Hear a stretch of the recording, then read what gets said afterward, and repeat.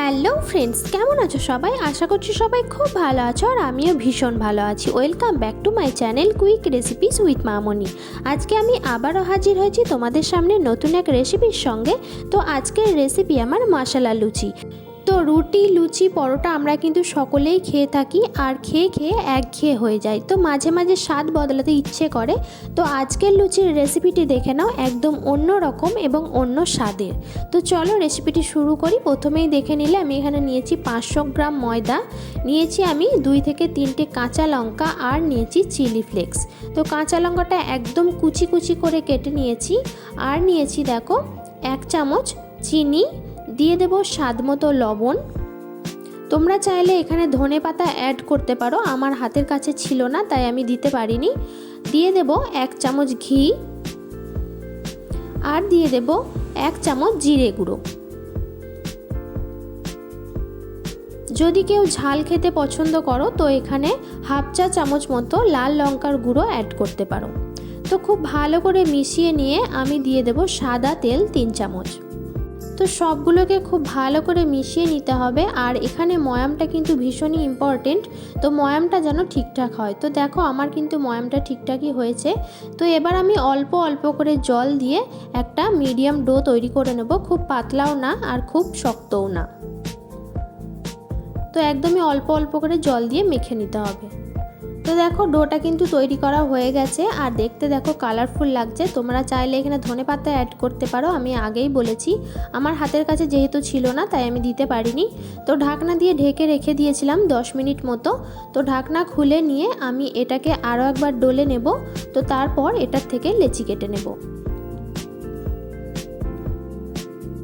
তো লেচিগুলো আমি কিন্তু মিডিয়াম সাইজের করে নেব, খুব ছোট ছোটও করব না আর খুব বড়ও করব না। মিডিয়াম একটা সাইজের লেচিগুলো আমি কেটে নিয়েছি দেখো।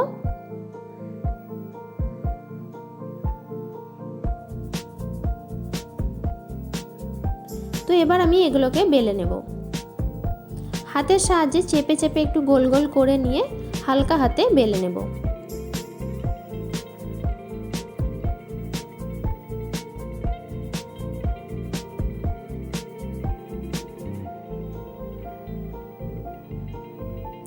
তো দেখো হয়ে গেছে। তো এবার আমি একটা কড়াইয়ের মধ্যে তেল গরম করতে দিয়ে দিয়েছি। তো হাই ফ্লেমে তেলটা গরম করে নিয়ে মিডিয়াম টু লোতে রেখেই কিন্তু লুচিগুলো ভাজবো।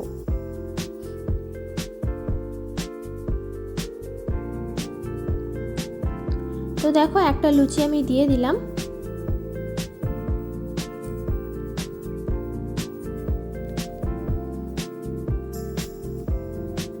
তো গ্যাসের ফ্লেমটা অবশ্যই কিন্তু লোতে রেখেই লুচিগুলো ভাজবে, তাহলে খুব ভালো করে ফুলবে। হাই ফ্লেম করে দিলে লুচি কিন্তু পুড়ে যাবে আর ফুলবেও না।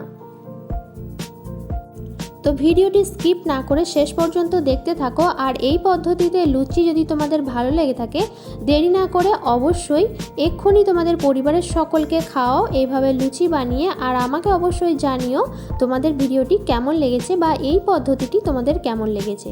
তো চলো শেষ পর্যন্ত দেখতে থাকো।